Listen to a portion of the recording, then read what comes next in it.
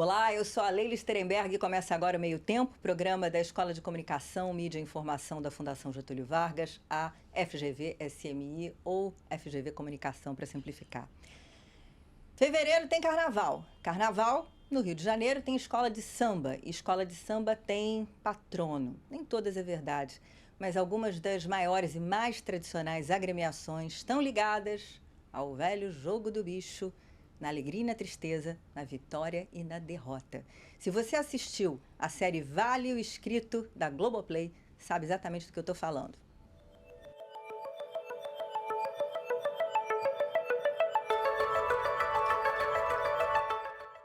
Eu tenho a honra e o prazer de receber hoje o jornalista Felipe Auí, que é o criador e diretor da série Vale o Escrito, e Luiz Antônio Simas, professor, historiador, escritor, educador e compositor, de quem eu sou fã, nós somos fãs, né? Totalmente. Segundo o Felipe, o Simas também virou ator de documentário.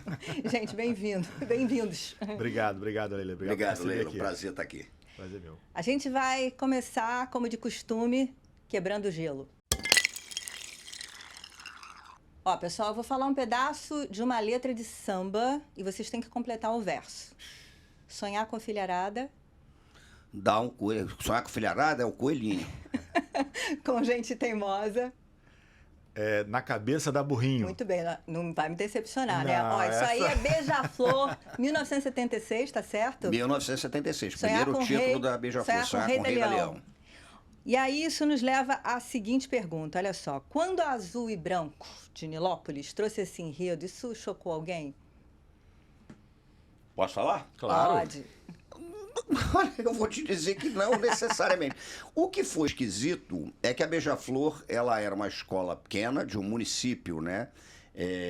Do Grande Rio de Janeiro, Nilópolis. E a Beija-Flor tinha apresentado 3 enredos de exaltação à ditadura militar.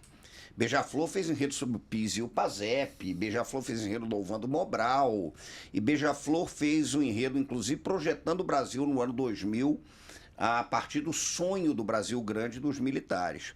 E logo depois disso, a Beija-Flor veio contando uma história do jogo do bicho, exaltando o Natal, um bicheiro patrono da Portela que tinha falecido. Eu acho que causou um certo choque em quem estava fora do mundo do samba, ver uma escola que fazia enredo sobre a ordem, o progresso, o Brasil oficial, de repente vir com o jogo do bicho. Mas nas entranhas das escolas de samba, acho que não causou, não. Felipe, você mora hoje em São Paulo, mas pelo que eu sei, você é um cara da Tijuca, Sou tijucano raiz. que cresceu vendo aqueles apontadores de bicho ali nas esquinas, à luz do dia. Li uma entrevista tua em que você dizia, olha, eu ficava meio curioso com aquele negócio todo, como assim a céu aberto, né? E aí isso ficou lá na tua gaveta e de Exatamente repente você isso. propôs o documentário. Quando você propôs para a turma que fez a série com você, qual foi a reação? Tipo, esse cara surtou ou foi bem recebida a ideia? Não, engraçado porque eu moro em São Paulo já há quase 10 anos, mas eu convivo com muito carioca, inclusive na TV Globo, onde eu trabalho lá em São Paulo, tem muito carioca também. Então, os cariocas entenderam perfeitamente, né? Te confesso que os paulistas e pessoas de outro estado, embora já tenham ouvido falar no jogo do bicho e tal, mas não é uma relação assim tão direta, né? Não vem à cabeça uma coisa tão clara quanto para nós cariocas, né? O bicho, o samba, essas figuras lendárias como Castor de Andrade, Anísio, Capitão. Então a gente tem que explicar um pouquinho mais, né? Que esses caras que sustentam e que patrocinam as escolas de samba, né, esse espetáculo grandioso, talvez o maior espetáculo da cultura brasileira, um dos maiores certamente, também estão por trás de uma atividade ilegal, mas é um ilegal que não é tão ilegal assim, né? Não é tão ilegal quanto você chegar e assaltar alguém à mão armada, né? Porque as coisas acontecem à luz do dia, como você falou. E é muito interessante, né? Eu cresci na rua Visconde de Santa Isabel, que é a rua do antigo Jardim Zoológico. Exato. Onde contava minha avó, toda vez que a gente passava na frente, aqui o Barão de Drummond criou o jogo do bicho. E é muito interessante como é que uma brincadeira, ela vira contravenção e gera tanto dinheiro e tanto poder, né, Simas? Na verdade, eu não sei se era exatamente uma brincadeira. O Barão de Drummond, ele era um empreendedor. O negócio do Barão de Drummond era fazer dinheiro.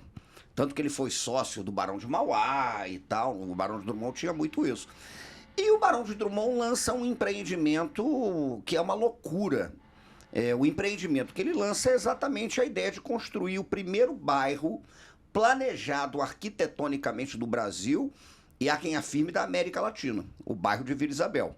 Né? Vai fazer o loteamento da Fazenda do Macaco. Então o bairro da Vila é todo planejado.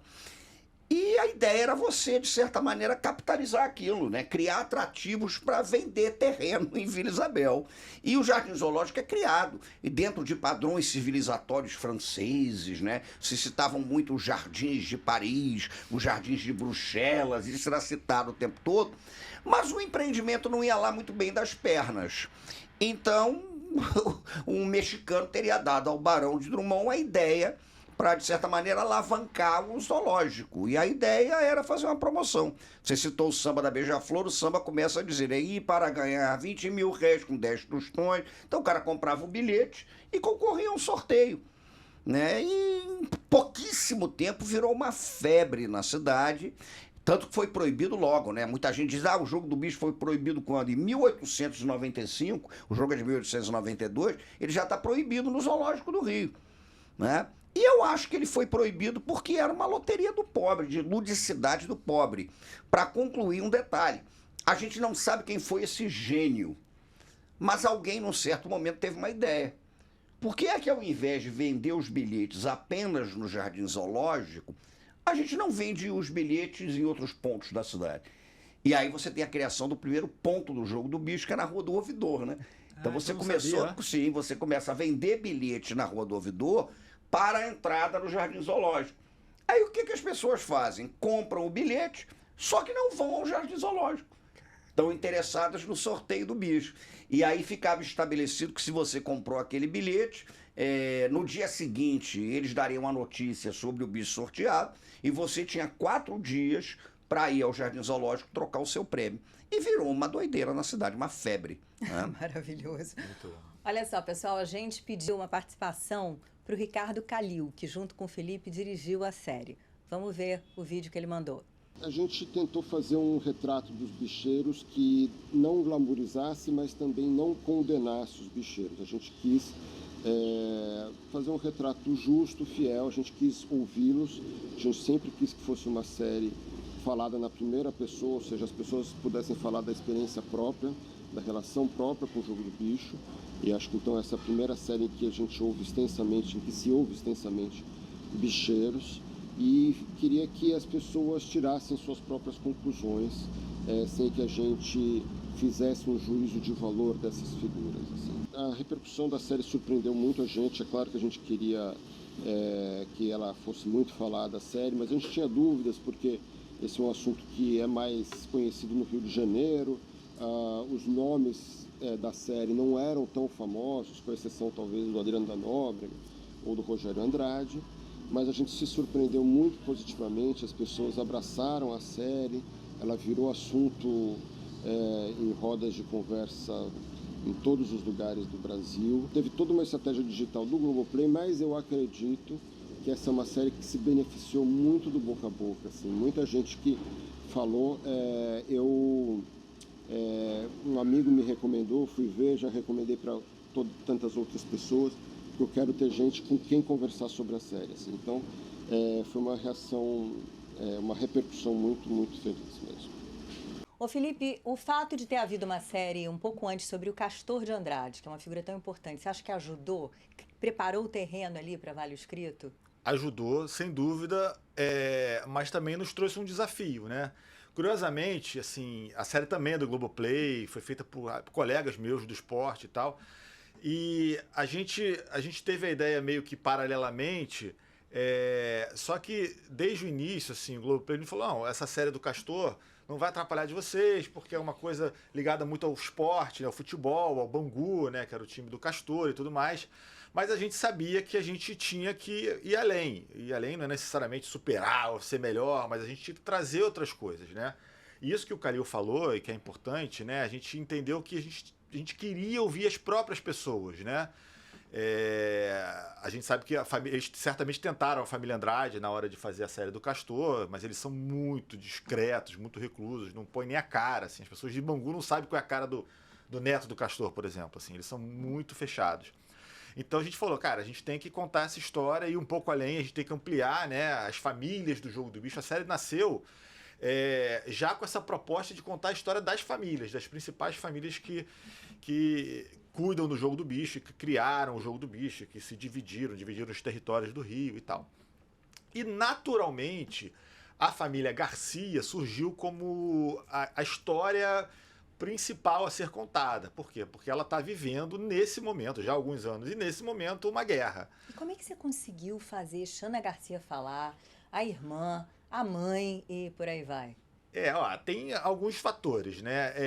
Eu colocaria o primeiro deles, um fator que a gente tem esquecido um pouco no jornalismo, justamente porque as coisas se tornaram todas muito instantâneas, né? Tem que ir para agora, tudo é para agora, para ontem, para internet, não sei o que e tal, que é tempo, né? A gente, felizmente, teve tempo para fazer.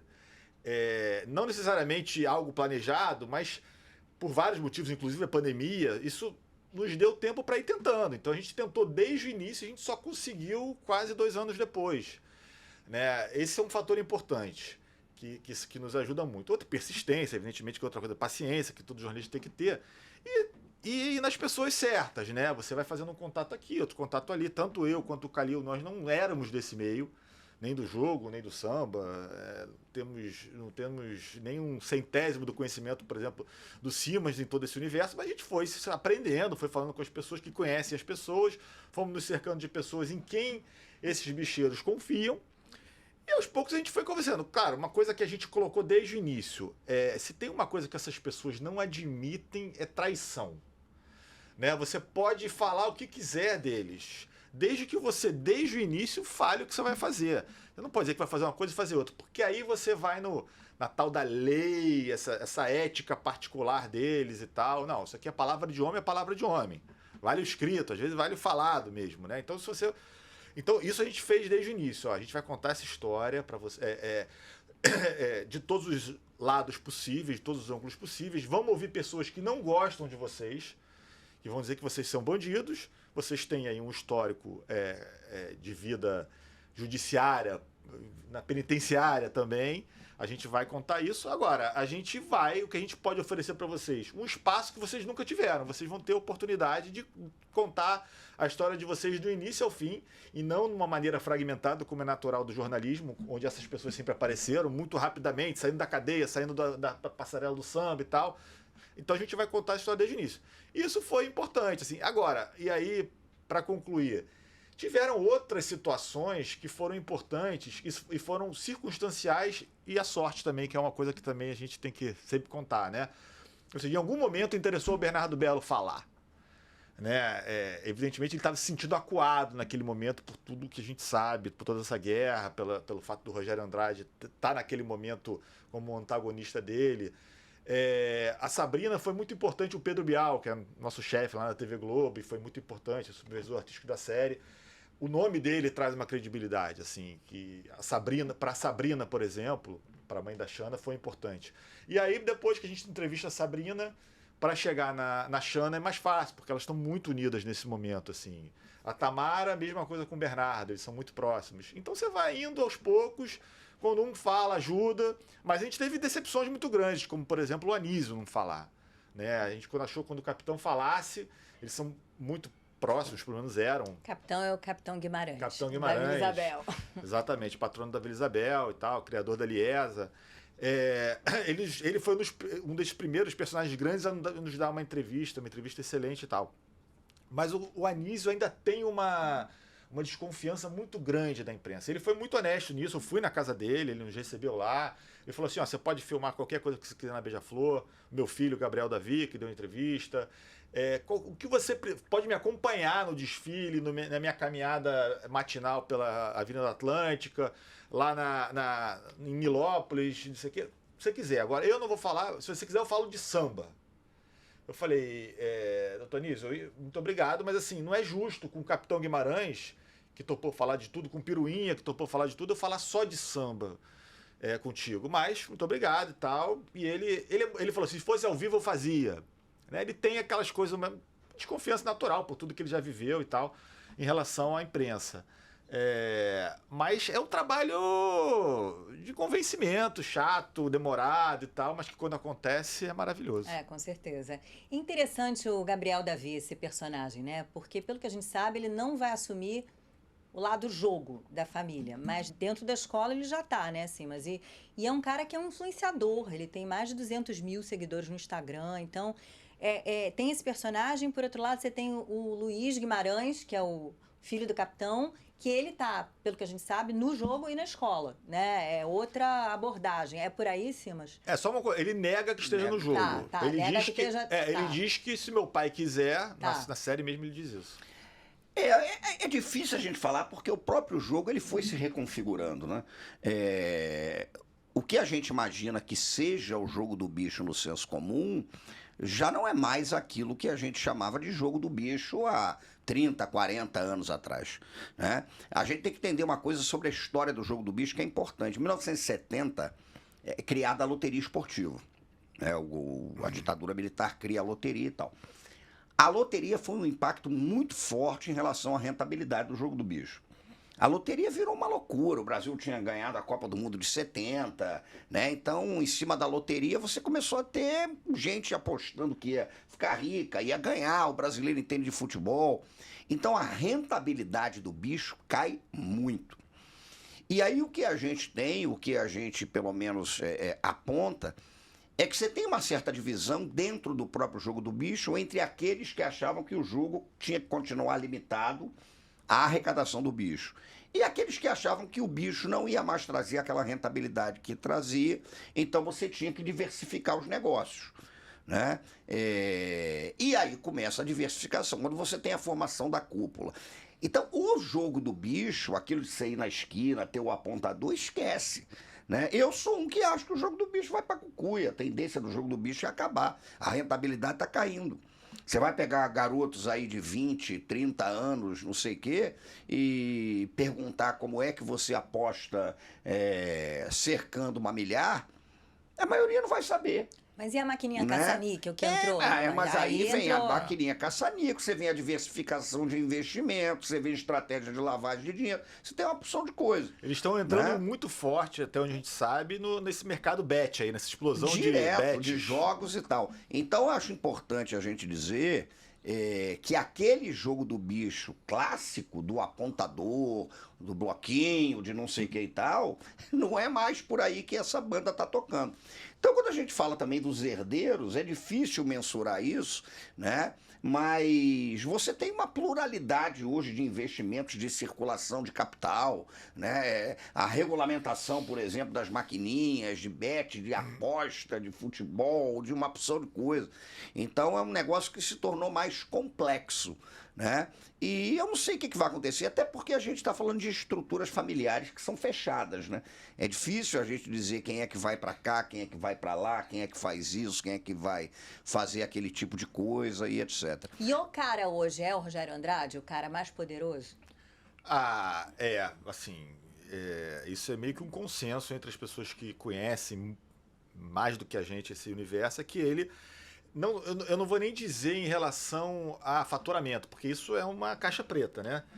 Mas, assim, em relação ao poder, ao medo que ele proporciona, com certeza. Até porque ele está ultrapassando um pouco essa coisa que sempre foi muito fechada entre as famílias, ou nessa área que ninguém se mete porque é da família tal.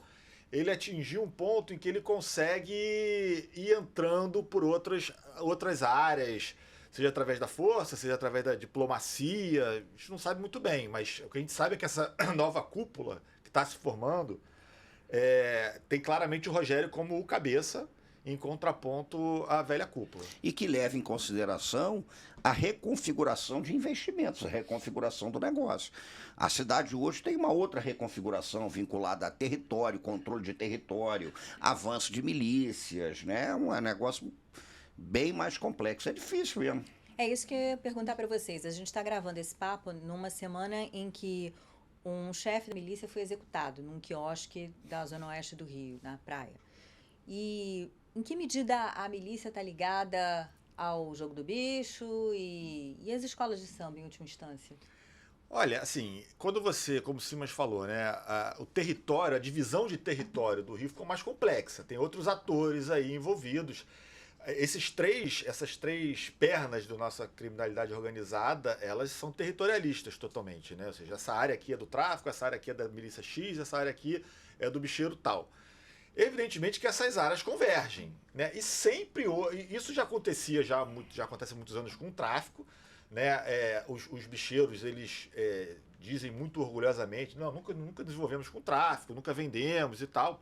Realmente nunca foi provado isso, o fato já aconteceu, já houve muitas denúncias, a gente levantando os arquivos da TV Globo, né?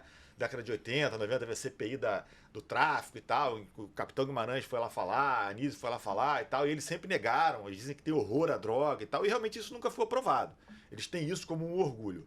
Agora, evidentemente que quando você está trabalhando numa área que é do tráfico, tem que haver um mínimo de acerto ali, ainda que seja de boca. Ou seja, isso aqui, ó, você vende a tua droga aqui, eu vendo, faço o meu jogo aqui, ninguém atrapalha ninguém. Né? Isso.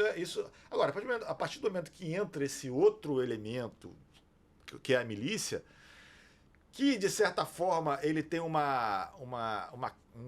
véu de legal maior do que o tráfico, porque é feito por ex-agentes do Estado, ou eventualmente policiais e tal, você tem que entrar num outro tipo de acordo. Como é que esses acordos se dão na prática? A gente não sabe ao certo. A gente sabe que às vezes descamba para violência, isso é certo também. Às vezes se acertam do ponto de vista financeiro. Tá bom, então deixa eu morder aqui 10% do teu faturamento como jogo. Uma hora o cara tem que ceder pelo menos, o que não acontecia antigamente. E às vezes eles se juntam mesmo, viram sócios, né? A gente já viu casos de bicheiros associados a milicianos ou ex-milicianos, né? Hoje você tem suspeitas, por exemplo, de aluguel de território. Né? Que é você alugar o chão. Alugar o chão. Alugar o teu chão. Você quer fazer essa atividade aqui, mas aqui é meu território, não sei o quê, aluga o chão. E à medida que a criminalidade vai mudando, foi mudando também o carnaval, ou pelo menos o desfile das escolas de samba na Marquês de Sapucaí. Não dá para dissociar uma coisa da outra, dá? Mas eu acho que a gente tem que ter uma percepção aqui que é importante.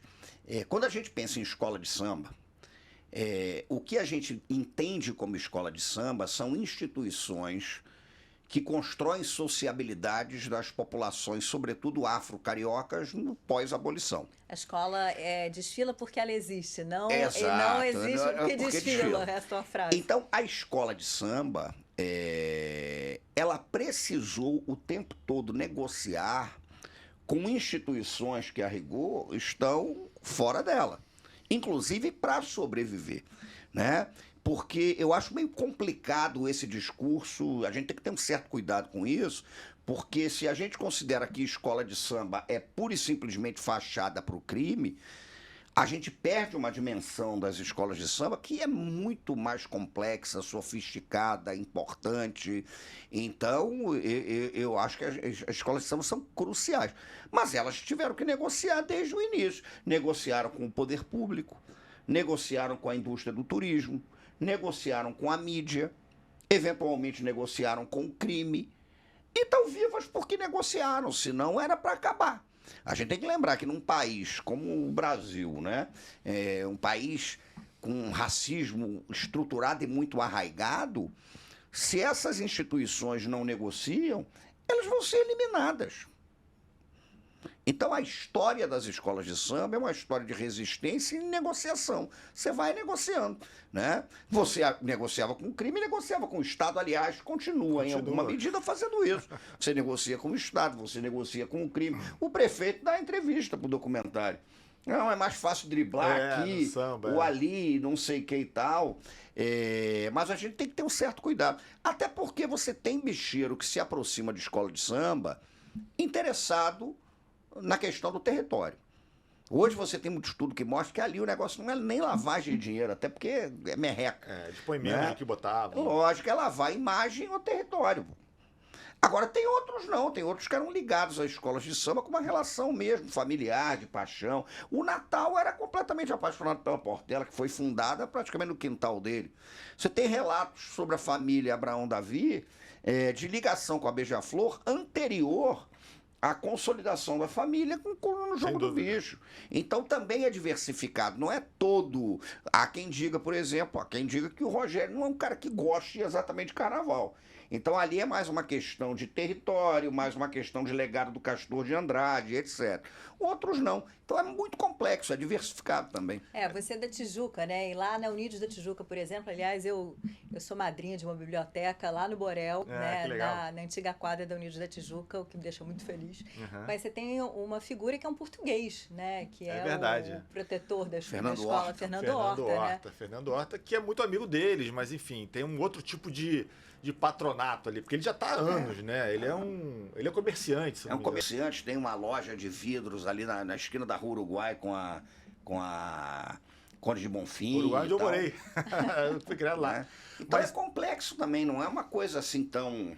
Mas sobre isso que você está falando, né? Sobre a mudança do carnaval, eu e o Calil, a gente estava conversando outro dia, a gente considera que a série, assim, se a gente fosse falar assim, as notícias, cabeça de jornalista, né? Qual é o lead? Os leads da série e tal, o que a gente trouxe de novo nesse debate e tal. Quando a gente fala de carnaval, eu acho que tem uma declaração do Capitão Guimarães no último episódio que é muito importante, assim, e que vira, de fato, uma notícia de carnaval, né? Que ele admite que eles estão preocupados com a entrada de milicianos, de milícias em escolas dos grupos de acesso. Né? E ele diz categoricamente, e aí aparece um homem cordato, né? Bem educado, fala bem e tal, mas aparece aquela coisa do líder, assim, também. E enquanto eu e a Anísia estivermos vivos, a gente não vai deixar isso acontecer. Mas não vai deixar como? Você está falando de um grupo criminoso. Como é que você não vai deixar acontecer? Também tem uma... Sabe como às vezes as verdades se revelam, assim, nessas entrelinhas? Mas é muito interessante isso, assim... Tem aí um outro grupo organizado, criminoso organizado, tentando entrar, e eles estão dizendo que não vai acontecer. Isso para mim é uma notícia, né, para o carnaval, assim. E é um capital simbólico ligado ao domínio do território que está evidenciado no Rio de Janeiro hoje. Então hoje você tem, grosso modo, é como se Intendente Magalhães, para quem não é do meio do carnaval do samba, Intendente Magalhães, subúrbio do Rio de Janeiro, desfilam as escolas do grupo de acesso que não estão na Sapucaí. Então, a Intendente, ela hoje está muito vinculada, algumas escolas de samba da Intendente, vinculadas a grupos de milicianos. Então, tem muito esse tipo de coisa. Enquanto a Marquês de Sapucaí tem o grupo de acesso e tal, mas ainda tem aquela coisa da organização do desfile nas mãos da Liesa e tal. Então, esse é um tensionamento que eu suspeito que vai marcar aí a história dos desfiles do Rio de Janeiro durante um certo tempo, essa queda de braço. O que vai acontecer? Uma conciliação, um conflito? Eles estão coroas também, né? Sim, a gente está falando de capitão, de Anísio com 80 anos para cima. Então, é um dado. Por quê? Porque a história da cidade está caminhando para esse tipo de negociação ou confronto. E o carnaval não vai ser isento disso. E o carnaval das escolas de samba não é um corpo à parte, né? É um sintoma do que acontece na cidade. Pessoal, agora chega aquele momento em que a gente bota aqui na nossa conversa inteligência artificial.